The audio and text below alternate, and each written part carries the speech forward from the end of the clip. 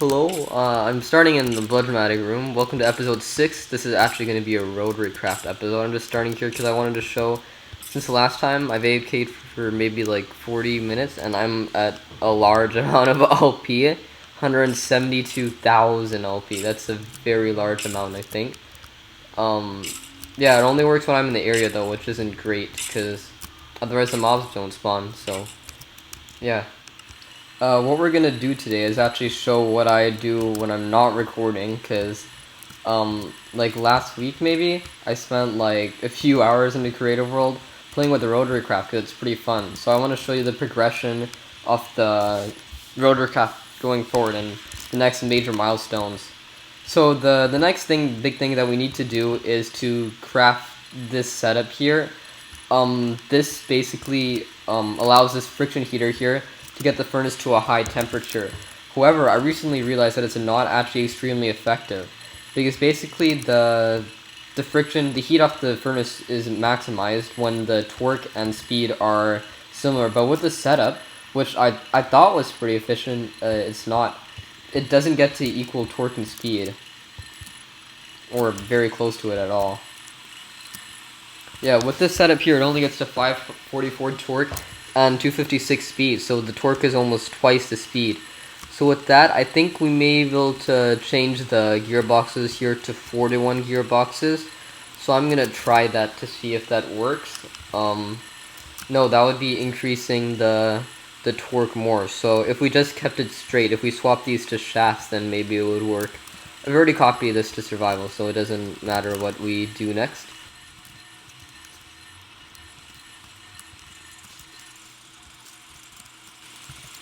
Okay, if we do it like this, I hear some breaking, which isn't a good sign. Oh yeah, because now the speeds aren't equal, so it won't combine here. This is at 512 speed, and this is at... Okay, now I can swap this to a 2-to-1, I think, to get it to the right speed. Because this is at 1024, and we want it to get to 512. So if we do that with the 2-to-1, then this is at... No, but then the torque is almost half of the speed, so it's not great, that situation either. This still only gets to 900 degrees. Let's see. The problem that we currently have, though, is that we're not producing any ethanol because our system got jammed up. So I've got to fix that and switch the piping to the Ender IO conduits. But the problem is that to make these conduits, we need this silicon here and the aluminum alloy ingot, and both of them need this setup, which needs ethanol. So we'll have to... It'll just be pretty annoying to do, but it's alright. But then I want to figure out how to do this. The only solution I can think of this problem is very endgame, using the CVT engine. For now, what we could do, or the other solution that I can think of, is using the just getting more gasoline engines. If we have 4 gasoline engines, then it'll be a much higher, then it'll balance out, and it'll be 512 torque and 512 speed, I believe, or something like that. But I don't think that's worth it, because by that time, by just doing this setup here, even though it's inefficient, we can get to however many degrees, which lets us use the next engine.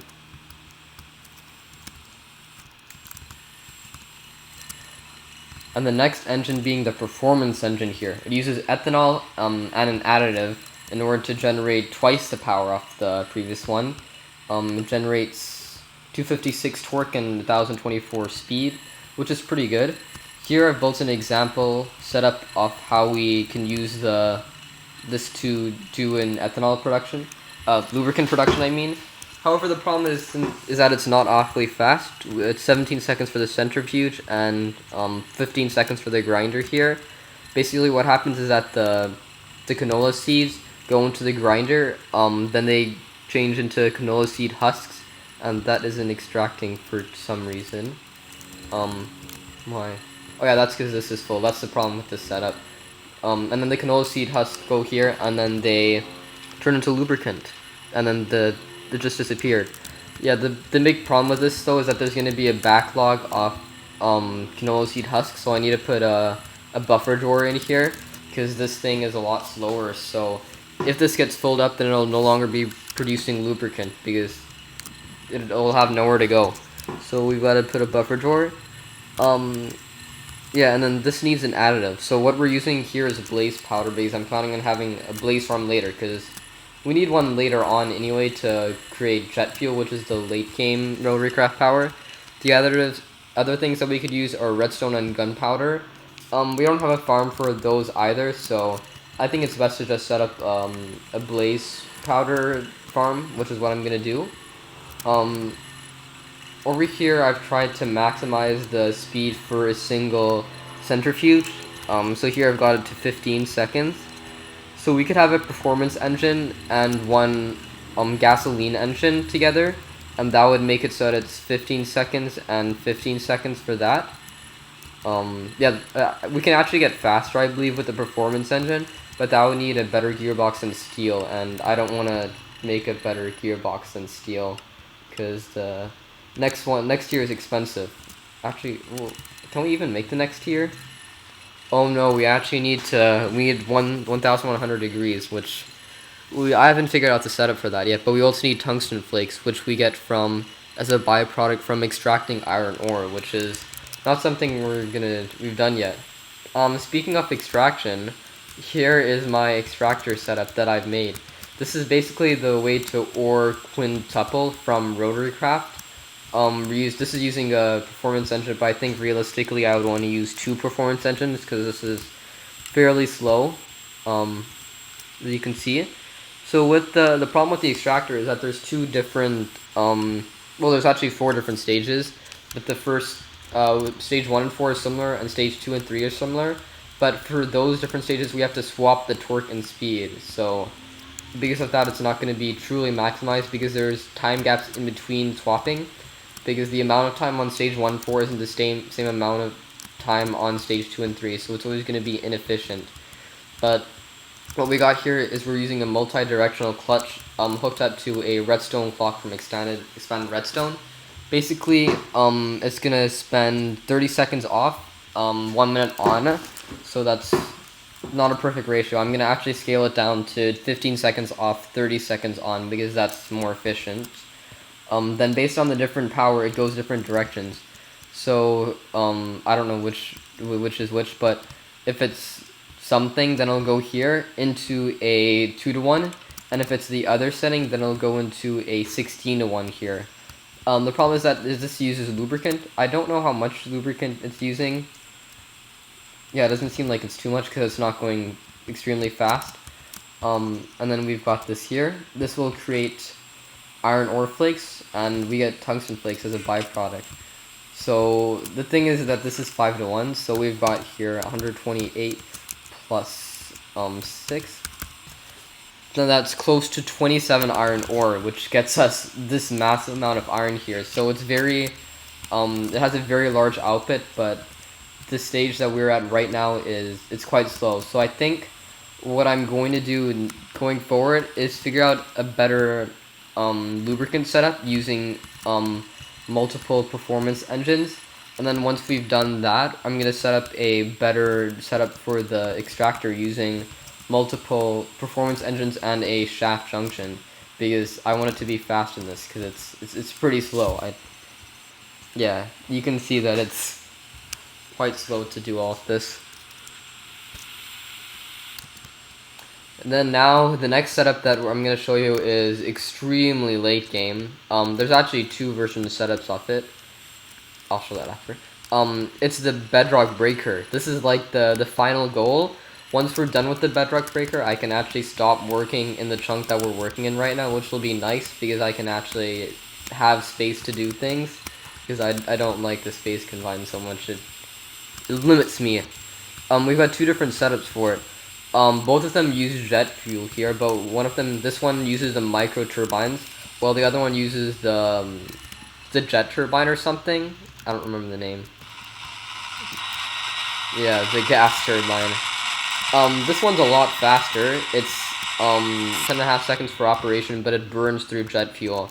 The good thing about that one though is that it's Actually, I don't know if we can make that first because it uses a 61 gearbox, and we may need something else for it. There's actually a third setup that we can use, which involves hydrokinetics, which may actually be what we're end up doing, because this is extremely expensive here. Firstly, it consumes a large amount of lubricant, I think, but it has two 4-to-1 tungsten alloy gearboxes, which needs what did tungsten alloy need again? Which uses a lot of tungsten flakes, and the steel is not too expensive, but operating it might be expensive to make. Then we've got 61 steel gearbox, not too bad. 2-to-1 gearbox, not too bad, and a 2-to-1 tungsten alloy, which is kind of expensive, and then a diamond 2-to-1 gearbox, which is also kind of expensive. It's like a lot of kind of expensive parts, which altogether makes it fairly expensive. So this is 17 seconds, but it doesn't matter that much. It'll take a long time, but I'm planning on having the jet fuel set up. I'll explain that in a later episode. But so I think this is more likely than this one here, because the jet turbine has exploded here. Oh, I guess I must have run out of jet fuel or something. Yeah, that must have been what happened. Why is this a wind gearbox? Oh, okay, yeah. I put a bedrock there. Hopefully it didn't glitch out. Yeah. I think I ran out of jet fuel. Yeah. So this is unsafe. So we're not gonna go with that one, because I don't want everything exploding in the chunk, because yeah, that's bad. But we're not gonna go with that either. But another kind of expensive part is crafting the bedrock breaker. Sintered tungsten. Yes, this needs 1350 degrees. The rest of this stuff is cheap. And we use the tungsten flakes from the iron ore. But basically, to get to 1315 degrees, we need to do something like this here, which I set up with the comparator so that we don't use all the ethanol here. So we can do this using a micro turbine, which is also kind of expensive, but I haven't figured out how to make the micro turbine yet. We need a 4-to-1 tungsten alloy, two 4-to-1 tungsten alloys, and then a steel 4-to-1. And then this all together, if I put some tungsten flakes in here, and then give some jet fuel to the micro turbine, we'll have to wait a bit for it to get up to speed, because the max speed of this is fast, 131,000 speed, which is enough to actually power a spawner controller, but we would need jet fuel automated first, which I'm not waiting to do. Then this here we get to, it's not the maximum temperature yet, but this, once it's fully heated up, it should get to 1350 degrees, I think. I did this like 2 weeks ago, so I don't remember it very well. Oh wow, it's only at half speed right now, and it's already at 1100 degrees, so it's pretty OP. Pretty OP. Yeah, you can see we're almost at 1350 degrees right now, but the torque and speed aren't very close. I think I could use a 2-to-1 here, gearbox at the very end here, and that would double the torque and half the speed, so it would be the same thing. So it just gets us to 1350 degrees though, and that's enough to craft the tungsten flakes, which needs 30 seconds to do.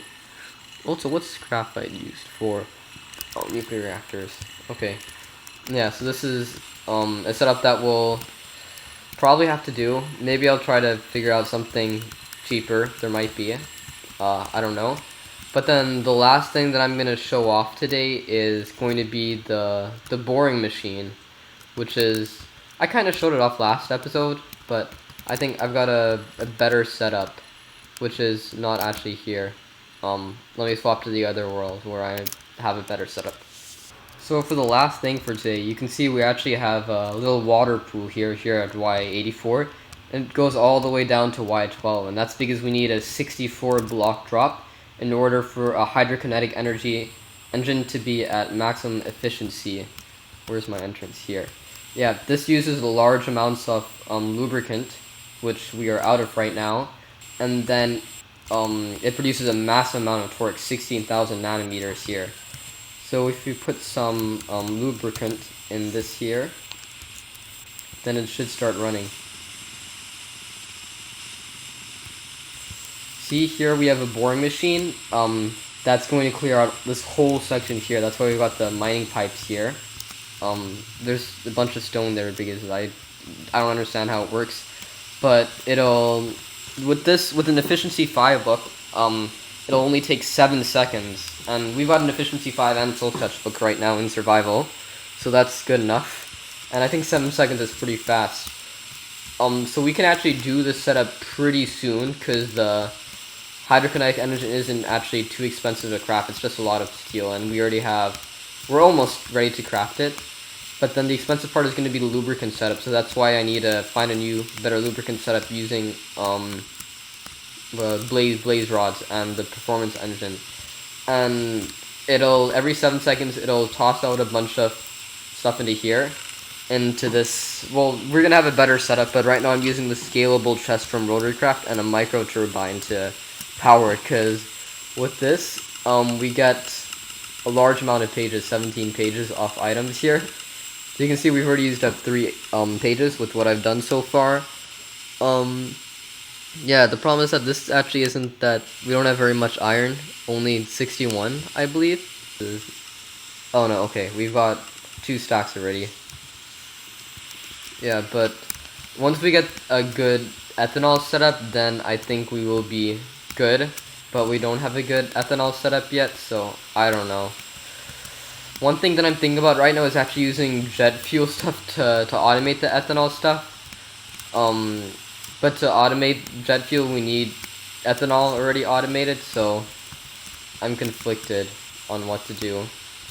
So what another thing that I'm considering just doing is automating ethanol, like using a cheapish setup or something that we have right now, then automating jet fuel right away using micro turbines. If I can figure out how to craft a micro turbine, that's the only problem. Okay, to get to a micro turbine, we need 100 degrees, which is the hard problem, and an inductive ingot, which needs jet fuel, so we need some jet fuel before we craft the micro turbine. And this is cheap. Yeah, the rest of this the rest of the recipe is cheap. I guess to get 100 degrees, we can probably use 2 performance engines. And then from there, with a single micro turbine, I don't know, maybe we'll be able to set up everything else. It's very fast, at least. Let's check, what are the ingredients for jet fuel? We need coal dust, netherrack dust, blaze powder, tar sand, magma cream, and pink dye. And that's ethanol over there to make gas tier. And, oh yeah, gas tier is a catalyst. Coal dust needs a grinder, and I think the grinder minimum torque is, yeah, it's 128 nanometers, so we won't be able to use micro turbines very easily to automate jet fuel just yet, because we'll need a very high ratio. What we could use are these worm gears, but I believe these have a low efficiency. What a worm gear does in a 64 to 1 thing. It's like 64 to 1 torque, which is really good. However, it's quite inefficient. It'll lose a lot of power. So if I grab a micro turbine here, okay, if I supply this micro turbine with some jet fuel here, it's not maximum speed yet, but right now it's producing 1024 torque, and then the speed will gradually increase. So for a single grinder, what's the minimum speed? Minimum power is 4 kilowatts, which this slightly passes. We're just a little bit above there right now. And then the speed formula for that is 840 minus 60 times log 2 x plus 1. I'll do that later with the calculator. But 400, this is actually very fast, but if we're splitting it using a shaft junction to split it. So for shaft junctions, which we're going to be using with this, it'll take the input torque and split it multiple ways. So with this, if it's, we need at least, what was it, 32? No, 128. So 1024 minus divided by 128. So with this, we can have 8 grinders here, which is enough to make jet fuel. So if we look at the recipe here, blaze powder needs a grinder to, if we want to maximize efficiency, which we are. Netherrack dust needs a grinder. We're gonna set up a quarry, one of these in the nether to grab stuff there. You'll see why, even because we can't use water in the nether, but you'll see how we do it later on. Magma cream, I believe we can. We'll have to figure out a way to get magma cream later on. Tar sand is just soul sand in a grinder. And pink dye is the only hard thing, I think, because we need a way to automate flowers, which I don't know how to do yet. But yeah, actually with a single micro turbine, this could actually work really well. A micro turbine and a worm gear, because we still get 1228 speed, but then every single machine will get 1228 speed, so it'll be quite fast, I think. Let me just do the calculation for that and I'll be back. Wow, okay, we'll have 10 seconds per operation for all of the crafting, and for the actual machine which we use is the fractionation unit. So if you have the same formula for that, then we have 19 seconds per operation. However, I believe that the fractionation machine is very weird. Yeah, more pressure provides better yields. In order to increase the pressure, we need more torque. And we're only going to be getting about 32 torque there, which isn't very good. So, something that we could do is use a Hydrokinetic Engine. It would be very slow, I think. Yeah, it would be 30 seconds per operation, but with that much torque, I think we would get a very high yield. So for the actual production of the jet fuel, I think it would be pretty good. So the things that we need to do right now in order to get us to that spot where we can automate that is firstly fixing the current setup that we have with ethanol. Next, we need to create a better lubricant setup so that that works. Once we've got that, we need to set up an ender chest network so we can get a hydrokinetic engine working in the nether and in the overworld. Then we need to craft enough, that's later on. And then we need to find a way to automate the production of magma cream and pink dye. I'm thinking for the magma cream we could create a farm. So that way we would have 2 farms, one for magma cream, one for blazes. That'll be tricky to fit in our chunk, but we could do like a dual spawner maybe. Then we need to figure out a way to craft this. So what we could do is use a vacuum hopper. We could use a vacuum hopper and use a skeleton farm that we already have. Because basically we've got lots of bones there. So we can use a grinder one of the extra grinders from the setup here, to craft those bones into bone meal. I believe if we use shears and bone meal, we can get infinite production of flowers, but I'm not sure. And then the gas fuses aren't actually used up, it's just a catalyst. We need to liquefy the ethanol, which we have an extra spot in this still, I believe.